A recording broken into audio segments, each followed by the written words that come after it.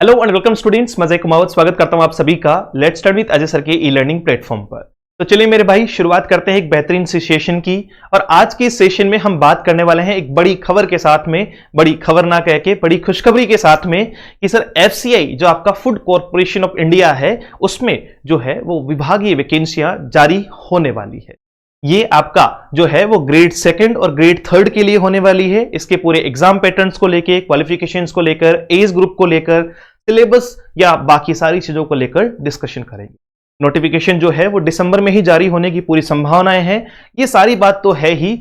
बाकी आपको पता है कि एसएससी ने भी अपना कैलेंडर जो है वो 2025 के लिए आउट कर दिया है। तो भैया एग्जाम्स बहुत सारी है, वैकेंसीज बहुत सारी हैं, सिर्फ और सिर्फ जरूरत है तो अपने एक कदम को पढ़ाई की तरफ उठाने का। तो बस लग जाओ, तैयार हो जाओ। अगला एक साल टारगेट करो कि 2025 की शुरुआत से लेकर 2026 के अंत तक, मतलब 2025 के अंत तक जो है वो हमें क्या करना है, आपका येन केन प्रकारण जो है वो सिलेक्शन लेना ही लेना है। तो चलिए बात करते हैं एफसीआई रिक्वायरमेंट 2024 के रिगार्डिंग। भाई साहब, पोस्ट की अगर बात करें तो पोस्ट तो भयंकर पोस्ट दिखाई गई है। 33,566 जो है वो युवाओं को इसमें जोड़ा जाएगा, नौकरी दी जाएगी। अब कौन से ग्रेड पे है? ग्रेड 2 और ग्रेड जो है वो थर्ड के लिए है। उसके बारे में हम चर्चा करते हैं कि साहब किस तरीके से इसके जो है वो ग्रेड 2 और ग्रेड थर्ड की पोस्ट कौन कौन सी है, हम तैयारी करें कि नहीं करें, हम क्या क्वालिफिकेशंस हमारा उसके अकॉर्डिंग है या नहीं है। ये सारे क्वेश्चंस का जवाब मिल जाएगा। लेकिन पोस्ट की संख्या देख के मन में जो है वो लड्डू जरूर फूट रहा होगा कि अगर वैकेंसी आ गई ना तो भाई फिर भी रह गए ना तो फिर रह ही जाना। ठीक है भाई, सब कुछ जो है वो पता है, हमें क्वालिफिकेशंस पता है, हमें सब कुछ पता है। हम करते क्या है, देखिए सबसे बड़ी बात ये है, हमारे साथ में सबसे बड़ी दिक्कत ये है कि नोटिफिकेशन के वेट हम बहुत ज्यादा करते हैं।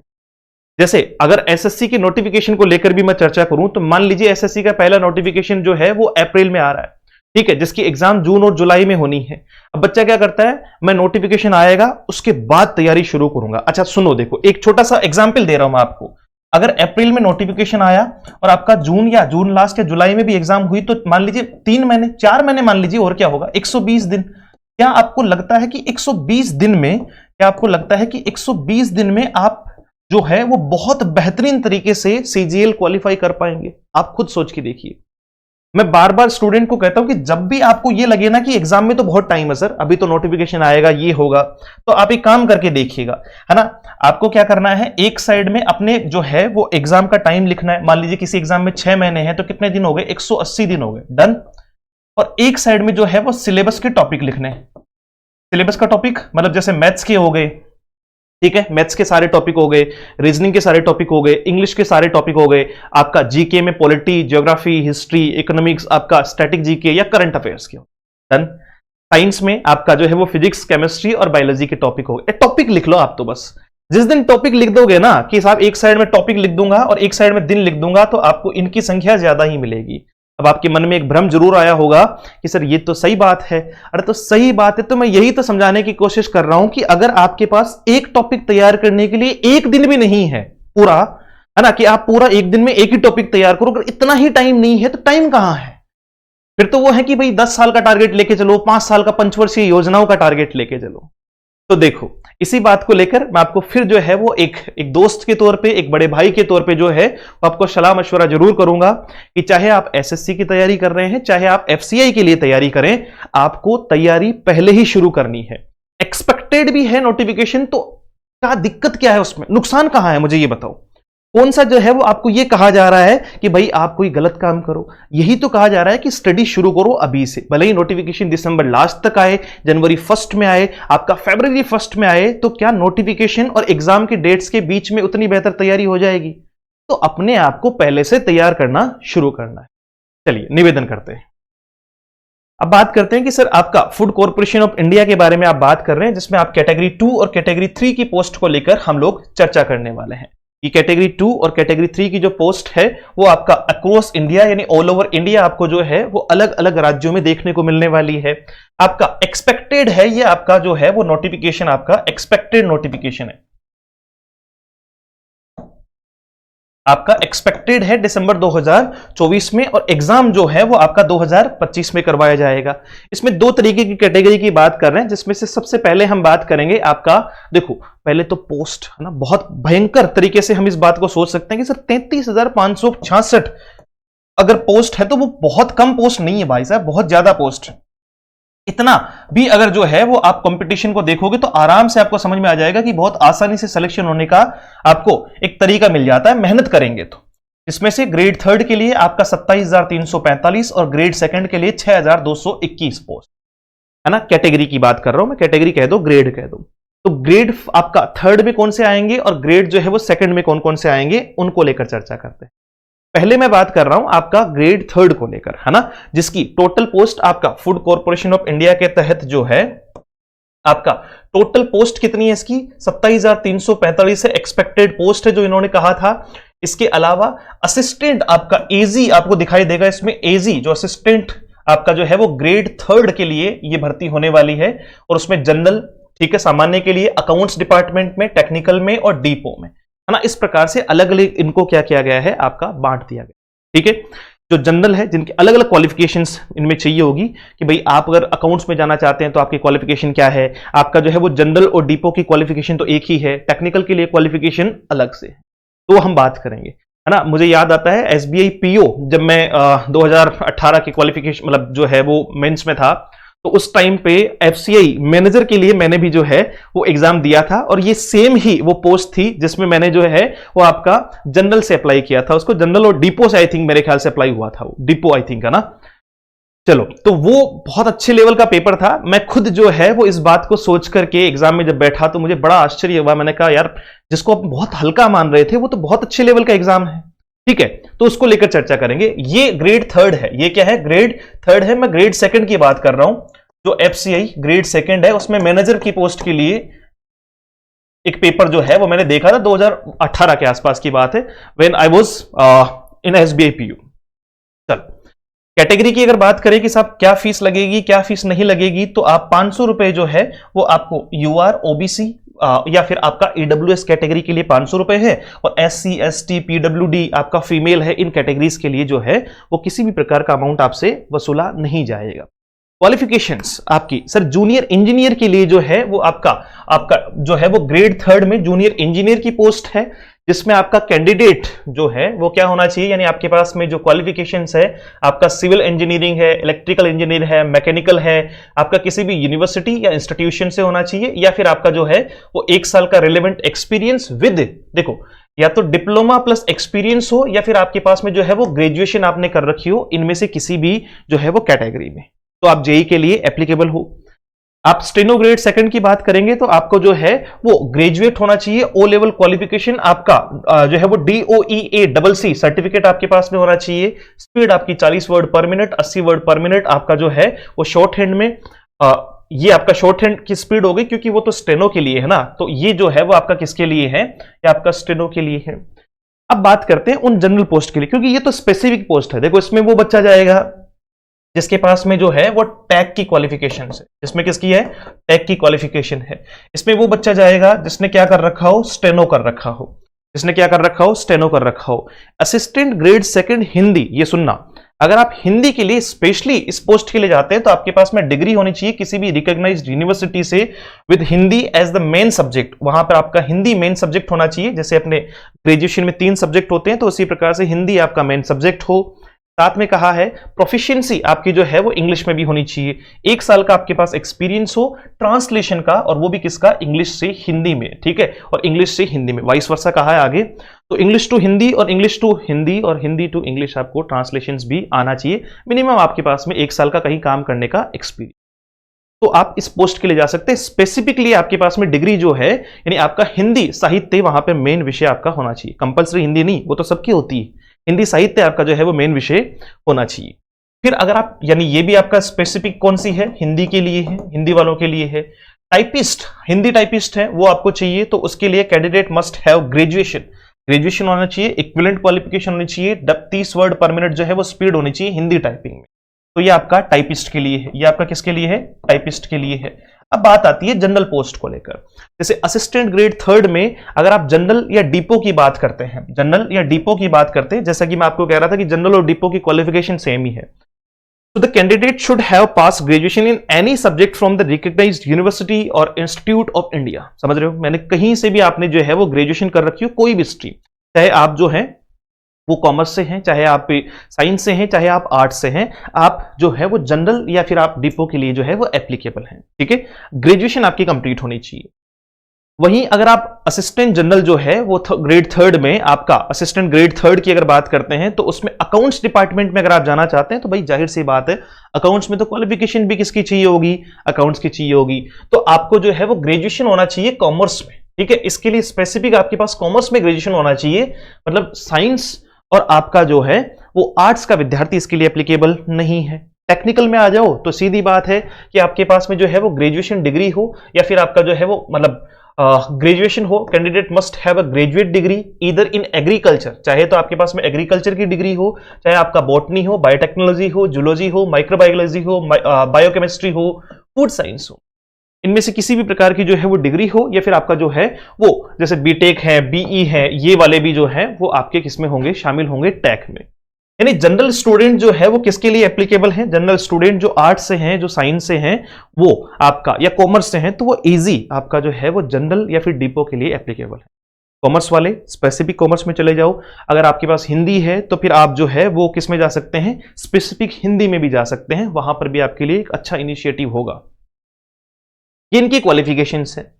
फिर हम बात करते हैं कि सर आपका जो है वो एज लिमिट क्या है। तो अभी जो है वो जानकारी के अनुसार जो मैक्सिमम एज लिमिट है वो आपका अलग अलग पोस्ट के लिए, जैसे सिविल के लिए 28 है, मैकेनिकल के लिए, स्नो ग्रेड सेकंड के लिए 25 है, जनरल अकाउंट्स ये सब के लिए जो है वो आपकी क्या है, आपकी 27 है, और आपका हिंदी के लिए 28। इस प्रकार से इनकी जो है वो आपकी क्या रखी गई है, आपकी एज लिमिट है। फिर इसमें क्या होता है, जैसे एज लिमिट में रिलैक्सेशन भी होता है अकॉर्डिंग टू कैटेगरी। जैसे ओबीसी को जो है वो 5 साल का होता है, एससी एसटी को होता है, तो उस तरीके से आपको अलग अलग जो है वो 3 साल का या 5 साल का जो भी है, तो उसके अकॉर्डिंग आपको एज रिलैक्सेशन भी दिया जाए। अब ये बात हुई किसके लिए, लगभग 27,000 पोस्ट हैं, अलग अलग क्वालिफिकेशंस मैंने आपको बता दी। अब बात करते हैं कि सर एग्जाम कितने फेज में होगी। तो एग्जाम के लिए आपका ग्रेड थर्ड की अगर आप बात करोगे तो एग्जाम 2 ही फेज में होती है। जैसे एज एन जो है वो मैनेजर की पोस्ट के लिए जहां मैंने अप्लाई किया तो वहां 3 फेज थे आपका। पहला फेज आपका प्रीलिम्स, दूसरा फेज आपका मेंस, और तीसरा फेज आपका इंटरव्यू फेज भी होता है। लेकिन आप ग्रेड थर्ड के लिए अगर एप्लीकेबल हो तो फिर आपके वहां 2 ही फेज हैं। एक फेज आपका जो है वो प्रीलिम्स का यानी फेज 1, और फेज 2 आपका जो है वो मेंस है। तो देखो फेज फर्स्ट में ऑनलाइन जो है वो कॉमन टेस्ट होगा सबके लिए, यानी टोटल जितनी भी पोस्ट आपको दिख रही है ना, तो उन सब के लिए पहले फेज में तो कॉमन टेस्ट होगा, यानी छटनी यहां से होगी सबसे पहले। उसमें आपका क्या होगा, 100 क्वेश्चन होंगे 100 मार्क्स के लिए। एक एक क्वेश्चन का 1 मार्क्स है, 1/4 जो है वो नेगेटिव है आपका। 1/4 क्या है आपका, नेगेटिव मार्किंग है। ठीक है, 1 घंटे का टाइम मिलेगा, और सेक्शनल टाइमिंग जो है वो आपका जो है वो दिया जाएगा। सेक्शनल टाइमिंग आप समझते हैं, ठीक है। एक चीज मैं आपको और बता दूं उन स्टूडेंट्स को कि ये बैंकिंग पैटर्न पे काम करता है। जैसे बैंकिंग पैटर्न में क्या है कि आपको सेक्शनल 20 मिनट, जैसे 3 पार्ट आते हैं प्रीलिम्स में, आपका मैथ्स, रीजनिंग और आपका इंग्लिश, तो 20-20 मिनट दिए जाते हैं। जैसे प्रीलिम्स की बात करूं तो 35-35-30 का एक पैटर्न है। 35 क्वेश्चन रीजनिंग के, 35 क्वेश्चन आपके जो है वो मैथ्स के, और 30 क्वेश्चन आपके इंग्लिश के। तो वहां क्या होता है कि मान लो इंग्लिश, जैसे मेरी इंग्लिश बहुत अच्छी है, मैंने इंग्लिश 10 मिनट में ही कर ली, डन। लेकिन अब मैं आगे जाने का मेरे पास में ऑप्शन नहीं है, मुझे बाकी के 10 मिनट वेट ही करना पड़ेगा। जैसे ही 20 मिनट कंप्लीट होंगे तब जाके जो है वो पार्ट स्विच होगा, और अपने आप आपके सामने जो है वो नेक्स्ट पार्ट आ जाएगा। तो वो आपका सेक्शनल जो है वो क्या दिया हुआ है, सेक्शनल जो है वो टाइमिंग दी हुई है आपका फेज 1 में। The duration of the exam is 1 hour, there will be a sectional timing in FCA assistant. यानी 15 मिनट में आपको क्या करना है, इंग्लिश करना है, 25 क्वेश्चन, 25-25 है चारों का पैटर्न। 15 मिनट में आपको रीजनिंग करनी है, 15 मिनट में मैथ करनी है, और 15 मिनट में जीके करनी है। मान लो किसी ने जो है वो रीजनिंग 15 मिनट की जगह 10 मिनट में ही कंप्लीट कर ली हो, ठीक है, 10 मिनट में ही कंप्लीट कर ली हो, तो भैया 5 मिनट आपको वेट ही करना पड़ेगा, उसके बाद में ही सेक्शन खुलेगा। जैसे एसएससी में क्या होता है, हम सेक्शन स्विच कर देते हैं, है ना। हमने जैसे ही रीजनिंग कंप्लीट की, भाई हमारा 10 मिनट में हो जाए, 5 मिनट में हो जाए, 12 मिनट में हो जाए, तो हम तुरंत जो है वो आगे वाले पोर्शन पे चले जाते हैं। कई बार तो स्टूडेंट घूमता घूमता जो है वो पीछे भी चला जाता है, 100वें क्वेश्चन में भी चला जाता है, बट यहां ऐसा नहीं है। ठीक है, उसके बाद में हम बात करते हैं कि सर जो लोग आपका फेज 1 में क्वालिफाइड होंगे, जो आपका फेज 2 के लिए जो है वो क्या होंगे, अवेलेबल होंगे, तो उन्हें किन टाइप के जो है वो चीजों को फेस करना होगा। तो यहां पर क्या है, only those candidates who qualify for the phase 1 exam will be eligible to appear for the phase 2 exam. ठीक है, इनको क्या करना है, फेज 2 को slightly different for various profiles under assistant grade third. देखो, असिस्टेंट ग्रेड थर्ड के लिए 3 प्रकार के पेपर आपको दिखाए गए हैं, पेपर फर्स्ट, पेपर सेकंड और पेपर आपका जो है वो थर्ड। तो यहां एक क्वेश्चन आता है स्टूडेंट के माइंड में कि क्या सर मुझे जो है वो तीनों पेपर देने होंगे, 3 पेपर देने होंगे। वो डिपेंड करता है अलग अलग पोस्ट पे, अलग अलग पोस्ट पे। जैसे वो student, the examination pattern for the post of assistant grade general and depot is similar while the pattern varies slightly for the post of assistant grade third accounts and technical. देखो, general में general और depot वालों का same है, मैंने पहले कहा था, अकाउंट्स वालों का अलग है और टेक्निकल वालों का अलग है। अब असिस्टेंट ग्रेड थर्ड में जनरल और डिपो को सेल बी ओनली 1 पेपर, आपका जो है वो पेपर फर्स्ट इन फेज 2। यानी जो बच्चे किससे तैयारी कर रहे होंगे, जो बच्चे जनरल से या डिपो से लगाएंगे फॉर्म को, उन्हें सिर्फ मेंस में एक पेपर देना है, पेपर फर्स्ट। ये कौन किस किस के लिए है, जनरल प्लस आपका डिपो के लिए, जनरल प्लस आपका डिपो के लिए, जहां अब की बार 100 की बजाय 120 एमसीक्यूज आपको मल्टीपल चॉइस क्वेश्चन मिलेंगे, 1 नंबर का होगा और पेपर जो है वो 120 मार्क्स का होगा। 90 मिनट इसमें जो है वो टाइमिंग है। इसको 4 सेक्शन में बांटा हुआ है आपका, उस पर हम चर्चा कर लेंगे मेंस के सिलेबस के आधार। अगर जो है वो स्टूडेंट जिसने अकाउंट से लगाया है और आपका टेक्निकल से लगाया है, उनको 2 पेपर देने होंगे। उनको क्या करना होगा, 2 पेपर देने होंगे, जैसे पेपर फर्स्ट और paper second is slightly different while the pattern of paper first shall be similar in the all the 4 post under assistant grade आपका जो है वो थर्ड। देखो, इसमें क्या किया है, बाकी सारी पोस्टों के लिए मेंस में ये पेपर तो सबको देना ही देना है। फिर स्पेसिफिक है, जैसे अकाउंट्स वाले को अकाउंट्स का 1 पेपर और देना होगा और आपका जो है वो टेक्निकल वाले को स्पेसिफिक सब्जेक्टिव जो है वो पेपर देना होगा, है ना, पोस्ट स्पेसिफिक पेपर जो है वो उसको देना होगा। तो ये इस तरीके से क्या है, आपके अलग अलग पैटर्न में मेंस है। तो डिपो और जनरल वालों को तो इस बात की चिंता नहीं है, उनके तो सिमिलर ही होगा जो भी होना है ना, प्रीलिम्स में भी सिमिलर होगा और मेंस में भी क्या होगा, सिमिलर ही होगा। अगर आप जो है वो टॉपिक्स की बात करो तो इसका पैटर्न जो है वो बैंकिंग से मिलता जुलता है। याद रहे कि इसका पैटर्न मैं आपको फिर कह चुका हूं, क्योंकि मैं खुद जो है वो इसको ऑलरेडी जो है वो एक बार दे चुका हूं, क्वालिफाई कर चुका हूं, तो बहुत इजीली मैंने उस पैटर्न को समझा कि सब बैंकिंग पैटर्न ज्यादा दिखाई पड़ता है। जैसे एरर डिटेक्शन हो गया, रीडिंग कॉम्प्रिहेंशन हो गया, क्लोज हो गया, फिलर्स हो गया, वोकैबुलरी है, एंटोनिम सिनोनिम है, पैराजंबल है, सेंटेंस रीअरेंजमेंट है ना, आपका ग्रामेटिकल पोर्शंस में से है। रीजनिंग में आपको जो है वो अरेंजमेंट और पैटर्न के क्वेश्चन देखने को मिलेंगे, सिलॉक्स के हो गए, एनालॉजी के हो गए, इनइक्वालिटी के हो गए, पजल और सिटिंग अरेंजमेंट के क्वेश्चंस देखने को मिलेंगे, डायरेक्शन एंड डिस्टेंस और ब्लड रिलेशन ना, मोस्टली जो कवर्ड टॉपिक है मैं उनकी बात कर रहा हूं। ठीक है, आपका न्यूमेरिकल एप्टीट्यूड, अगर मैथमेटिक्स की बात करेंगे तो बेसिक जो कैलकुलेशन है, क्योंकि कैलकुलेशंस के क्वेश्चंस भी इसमें आपको देखने को मिलेंगे। क्वाड्रेटिक इक्वेशन जो बैंकिंग का बहुत प्यारा पैटर्न है भाई, प्रीलिम्स में सब जानते हैं कि क्वाड्रेटिक इक्वेशन से क्वेश्चन आते ही आते हैं। जैसे अगर आप बैंकिंग प्रीलिम्स की बात करो तो मैथ्स में लगभग आपको 10 क्वेश्चन कैलकुलेशंस के, 5 क्वेश्चन क्वाड्रेटिक इक्वेशन के, 5 क्वेश्चन जो है वो किसके मिल जाएंगे, आपको नंबर सीरीज के मिल जाएंगे, यानी 20 हो गए, बाकी के 15 क्वेश्चन जो है वो आपको अर्थमेटिक के मिल जाएंगे। अर्थमेटिक प्लस एक आधा क्वेश्चन एडवांस हो सकता है। तो टाइम एंड वर्क है, स्पीड टाइम डिस्टेंस है, एसआई और सीआई है, डाटा इंटरप्रिटेशन है, ये भी बड़ा अच्छा टॉपिक है। डीआई जिसको हम लोग कहते हैं ना, बहुत सारे लोग जानते भी हैं। और आपका जो है वो अर्थमेटिक प्रॉब्लम्स यानी अर्थमेटिक से रिलेटेड, और जनरल स्टडीज में जैसे करंट अफेयर है, ज्योग्राफी है, हिस्ट्री है, पॉलिटी है, कॉन्स्टिट्यूशन है, ये तो पॉलिटी का ही पार्ट आ गया, इकोनॉमी है और आपका इन्वायरमेंटल इश्यूज। तो इस प्रकार से टॉपिक है, और टॉपिक जैसे ही नोटिफिकेशन आएगा तो फिर उसमें सिलेबस को और बढ़िया तरीके से जो है वो दर्शाया जाएगा, तो हम उस पर दोबारा भी चर्चा कर लेंगे कि स्पेसिफिक सिलेबस क्या है। लेकिन अभी तो स्पेसिफिक सिलेबस यही है कि आप तैयारी शुरू करो तो इंग्लिश, मैथ, रीजनिंग और जीके सबको पैरेलली पढ़ना शुरू करो। जिन बच्चों ने अभी तक सिर्फ एसएससी दिया है तो मैं उनको कहूंगा कि एसएससी में क्या होता है, रीजनिंग में जो सिटिंग अरेंजमेंट आता है या ऐसा कोई भी पजल वाला क्वेश्चन आता है वो बहुत सिंपल आता है। बैंकिंग का देखना, बैंकिंग का मजा अलग ही है, तो वो आपके लिए थोड़ा सा डिफिकल्ट एक पॉइंट हो सकता है, इसलिए उसको पहले तैयार करो। इनइक्वालिटी जो है वो आपको कहां नहीं देखने को मिलती है, एसएससी में देखने को नहीं मिलती है ना, आपका जो है वो क्वाड्रेटिक इक्वेशन एसएससी में देखने को नहीं मिलता है, तो इन पे भी वर्क किया जा सकता है। Is it? चलिए तो ये जो है वो पूरी की पूरी बात हमने की है आपका Z3 ग्रेड थर्ड की जो है वो भर्तियों को लेकर, यानी ज्यादा भर्तियां तो यही है 27,500 के आसपास। और अब हम बात करते हैं कि सर लगभग 6-6,500 भर्तियां जो है वो आपका FCI जो है वो सेकंड लेवल यानी मैनेजर के लेवल के लिए जो है वो भर्ती है। और इसकी क्वालिफिकेशंस क्या है थोड़ा मैं आपको स्पीड से बताऊंगा। इसमें भी सेम पोस्ट है आपका जनरल और डिपो, ये मैं आपको बता चुका हूं, इनकी क्वालिफिकेशन सेम है। आपका जनरल, डिपो और मोमेंट में अगर मैनेजर की बात करो तो ग्रेजुएशन होनी चाहिए किसी भी रिकॉग्नाइज्ड यूनिवर्सिटी से, मिनिमम 60% होने चाहिए, या फिर आप CA, ICWA या फिर आप CS का जो है वो आपके पास में क्या हो मेंबर्स, मतलब जो है वो आपने कंप्लीट कर रखा। अगर आपको अकाउंट्स से फिल करना है तो फिर आपके पास में जो है वो किसी भी चार्टेड, मतलब CA हो गया आपका जो है वो इनमें से कोई भी इंस्टीट्यूट से जुड़े हुए हो, आप CS हैं, CA हैं, या आपका जो है वो BCom from a recognised university and post graduation full time MBA finance, या फिर आपका जो है वो डिप्लोमा 2 साल का रिकॉग्नाइज्ड यूनिवर्सिटी बाय UGC और आपका AICTE। ठीक है, तो ये तो जनरल है। इनमें तो क्या चाहिए, सिर्फ ग्रेजुएशन चाहिए, 60% चाहिए मिनिमम, चाहे आपका साइंस हो, कॉमर्स हो या फिर आपका आर्ट्स हो। लेकिन स्पेसिफिक में जाना है, जैसे अकाउंट्स में जाना है तो फिर अकाउंट्स की क्वालिफिकेशन चाहिए होगी। अगर जो है वो टेक्निकल में जाना है तो टेक्निकल की क्वालिफिकेशन चाहिए होगी। भैया टेक्निकल में आपको जो है वो जैसे BSc होना चाहिए एग्रीकल्चर में किसी भी यूनिवर्सिटी से, ठीक है, या फिर BTech होना चाहिए, BE की डिग्री होनी चाहिए फूड साइंस में आपके पास में, या फिर आपको सिविल इंजीनियर में जाना है तो सिविल इंजीनियरिंग की डिग्री होनी चाहिए, इलेक्ट्रिकल में तो इलेक्ट्रिकल की, और मैनेजर हिंदी में तो आपको जैसा कि मैंने उसमें भी कहा था वो ग्रेड थर्ड था, ये ग्रेड सेकंड है, तो इसमें मास्टर डिग्री होनी चाहिए किसी भी यूनिवर्सिटी से, या फिर इक्विवेलेंट होना चाहिए in Hindi with English and a subject as the degree level.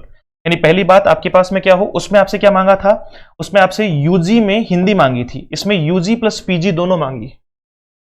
तो वो तो जाहिर सी बात है लेवल अप होगा तो आपकी क्वालिफिकेशंस अप होगी, पेपर का डिफिकल्टी लेवल भी अप होगा। ध्यान रखिए भाई, जाहिर सी बात है थर्ड ग्रेड और मैनेजर में फर्क तो करेंगे, मतलब असिस्टेंट जो है वो ग्रेड थर्ड में और मैनेजर में फर्क तो होगा ना भाई। तो जाहिर सी बात है मैनेजर के लिए क्वालिफिकेशंस भी अच्छी होगी, मैनेजर के लिए पेपर भी अच्छा होगा, फेज 2 भी अच्छे होंगे, और वहीं पर आपका जो है वो कौन सा सर उसके लिए जो है वो सैलरी भी तो अच्छी होगी, सारी चीजें ही फिर आपको बेहतर ही मिलने वाले। इंटरव्यू प्रोसेस भी है उसमें, आपका UR, OBC और EWS के लिए उसमें 500 थे, इसमें 800 रुपए हैं। SC ST के लिए कोई फीस नहीं है। आपका जो है वो दूसरी बातचीत हम करें कि सर अपर एज जो है वो आपका क्या है, अपर एज आपका मैनेजर के लिए 28 और स्पेसिफिक हिंदी के लिए 35 साल है। रिलैक्सेशन इसमें मिल ही जाएगा, जैसे 3 साल का, 5 साल का, 50 ईयर्स अगर आप डिपार्टमेंटल है तो, है ना। FCI के डिपार्टमेंटल मतलब पहले से FCI में है तो फिर आपको 50 साल तक इसमें आप जो है वो अप्लाई कर सकते हो। PWD में जनरल में 10, आपका OBC में 13 और आपका जो है वो SC ST में 15 साल तक का एज रिलैक्सेशन आपको मिल जाएगा। वहीं पर अगर बात करें कि सर इनकी जो है वो सिलेक्शन प्रोसेस क्या है, तो चाहे FCI मैनेजर में आप जनरल, डिपो, मोमेंट, आपका जो है वो अकाउंट्स, टेक्निकल, इलेक्ट्रिकल या किसी से भी हो, तो पहले आपको CBE यानी 2 फेज में तो आपको एग्जाम देना होगा, उसके बाद में इंटरव्यू देना होगा और फिर ट्रेनिंग है इसका, ठीक है। और वहीं पर अगर आप मैनेजर की बात करो तो आपका एक टेस्ट हो गया और दूसरा जो है वो क्या होगा, इंटरव्यू हो गया हिंदी वाले के लिए, ठीक है। तो आपका इस प्रोसेस से तो आपको गुजरना ही पड़ेगा। और इसमें भी फेज 1 और फेज 2 है। फेज 1 में जो है वो सारी की सारी चीजें सेम है, वही इंग्लिश है, रीजनिंग है, न्यूमेरिकल एप्टीट्यूड है और जनरल स्टडीज है। सिलेबस भी सेम ही है लगभग, लेकिन बस पेपर का लेवल का फर्क है, ये ध्यान रखना। बार बार कह रहा हूं आपको, पेपर का लेवल जो है वो चेंज होगा। आपका जो है वो there will be a negative marking, जो मैंने आपको बता दिया है 1/4 की क्या होने वाली है, इसमें नेगेटिव मार्किंग होने वाली, ठीक है। और बाकी जो है वो सारी चीजें आपको जो है, अच्छा जो फर्स्ट फेज में आपके जितने भी नंबर बनेंगे तो वो सेकंड फेज के लिए नहीं जोड़ेंगे। फर्स्ट फेज सिर्फ और सिर्फ क्वालिफाइड जो है वो आपका माना जाएगा, मतलब सिर्फ आपको क्वालिफाई होने के लिए फर्स्ट फेज को कंप्लीट करना। तो ये मैनेजर के लिए है, दोनों अलग अलग पोस्ट हैं, लेवल 2 और लेवल 3 के लिए मैं आपको फिर बता दूं, ठीक है। तो चलिए ये सारी बातचीत हुई नोटिफिकेशन को लेकर। कोई भी डाउट हो तो आप कमेंट कीजिएगा, पूछिएगा, मैं डेफिनेटली उसमें आपको जो है वो रिप्लाई करूंगा। नोटिफिकेशन हमें बहुत जल्दी देखने को मिलेगा। अगर आप नोटिफिकेशन का डिंडोरा पीटने बैठे हो तो आराम से 2 साल पीटो, 5 साल पीटो, है ना, क्योंकि ऐसे कमेंट्स डेफिनेटली आते ही आते हैं। हर जो है वो हर बार हमारे साथ में बहुत सारे युवा साथी जुड़े हुए हैं। जैसे बहुत बार हम लोग कई बार कहते भी हैं कि अरे नोटिफिकेशन अगले महीने आ जाएगा, तो एक स्टूडेंट 5 को कह रहा है अरे मास्टर मूर्ख है, इसको तो सिर्फ व्यूज बढ़ाने हैं, ये हैं वो हैं, वो कमेंट कर रहा है, वो उसमें हंसी वाले इमोजी भेज रहा है, उसको बड़ी खुशी हो रही है और अगले महीने ही नोटिफिकेशन आ जाता है। बहुत बार, मतलब मैक्सिमम टाइम ऐसा ही हुआ है। और फिर क्या होता है कि उसने खुद खराब हुआ है, वो 1-1.5 महीने 2 महीने खुद ने खराब किए, 5 लोगों के और खराब किए, है ना। तो ये अप्रिसिएशन या किसी को जो है वो मतलब नीचा दिखाना, किसी के बारे में कुछ कहना, ये छोड़ो, मेहनत करो, पढ़ाई पे ध्यान दो। ये मैनेजर में बैठ के देखना, पेपर का लेवल ऐसे ऐसे वाला हो जाएगा, ठीक है। और वहीं पर अगर आप ग्रेड 3 में भी बैठे हो तो भी पेपर का लेवल बहुत अच्छा आता है। बैंकिंग से बिल्कुल सिमिलर जो है वो पैटर्न है इसका। आपको जो है वो इससे रिलेटेड टेस्ट सीरीज, इसके अलावा आपका टेस्ट सीरीज के अलावा जो है वो कुछ खास बेचेस, एक तो इंग्लिश का तो आपको कंप्लीट मिल ही जाएगा, एफसीआई से रिलेटेड इंग्लिश के बेचेस, बाकी जो है वो आपको है कंप्लीट भी, हम विचार करें कि कंप्लीट बेच भी आपको प्रोवाइड करवाएं। बाकी इंग्लिश स्पेसिफिक आपको मिल जाएगा, चाहे वो आपका प्रैक्टिस बेच हो, चाहे वो आपका ग्रामेटिकल हो, वोकेबलरी हो, वो सारी चीजें आपको उसमें मिल जाएगी, ठीक है। आपको एप्लीकेशन डाउनलोड करना है let's learn with Ajay sir के नाम से। इसकी सूचना यानी घोषणा मैं बहुत जल्दी करने वाला हूं। टेलीग्राम चैनल ज्वाइन कर लीजिएगा कि कब इसके जो है वो नए बेचेज आपके लिए शुरू किए जाएंगे। तो आप एप्लीकेशन और टेलीग्राम चैनल ज्वाइन कर सकते हैं सेम नाम से। कोई डाउट हो, क्वेरी हो तो इस नंबर पर व्हाट्सएप कीजिएगा, कॉल नहीं करें क्योंकि कॉल अटेंड ही नहीं होते हैं इस नंबर पे। तो आप व्हाट्सएप कर दीजिए, आपका जो भी बातचीत होगी तो उस पर आपको रिप्लाई मिल जाएगा। इंग्लिश बहुत जो है वो स्पेसिफिक सब्जेक्ट होने वाला है। मैथ फिर भी तैयार हो जाएगी, रीजनिंग में अपना टाइम लगाएंगे तो डेफिनेटली मैथ रीजनिंग में अच्छा स्कोर किया जा सकता है, लेकिन इंग्लिश इसमें जो है वो आपको कॉम्प्रिहेंसिव ज्यादा दिखाई देगी। और कॉम्प्रिहेंसिव इंग्लिश सीखने के लिए आपको बहुत बेहतर तरीके से आपके कॉन्सेप्ट क्लियर होने चाहिए, चाहे वो आपका ग्रामेटिकल हो, चाहे वो आपका वोकेबलरी की। तो मैं आपको बार बार यही कहूंगा कि अच्छी मेहनत करें, अच्छे सुझाव लें, खुद भी जो है वो मेहनत करें और दूसरों को भी प्रेरित करें। ये नोटिफिकेशन के चक्कर छोड़ो कि साहब नोटिफिकेशन आएगा फिर तैयारी शुरू करेंगे, वरना फिर वही करके देख लो कि एक साइड में जो है वो सिलेबस और एक साइड में जो है वो आपके डेज। और फिर आपको अगर किसी दिन भी ये लगे कि साहब देखो दिन तो ज्यादा पड़े हैं, सिलेबस तो इसका इतना सा है, तो फिर मुझे बताना। डन? तो चलिए, thank you so much, have a great day, see you soon. आप जो है वो कमेंट्स में बता सकते हैं इंग्लिश से रिलेटेड कोई भी क्वेरी हो या क्या है क्या नहीं, किसी भी टाइप का जो है वो बेच वगैरह के रिगार्डिंग क्वेरी हो, टेस्ट सीरीज के रिगार्डिंग क्वेरी हो, definitely you can ask me. Thank you so much, have a great day, see you soon in the next session.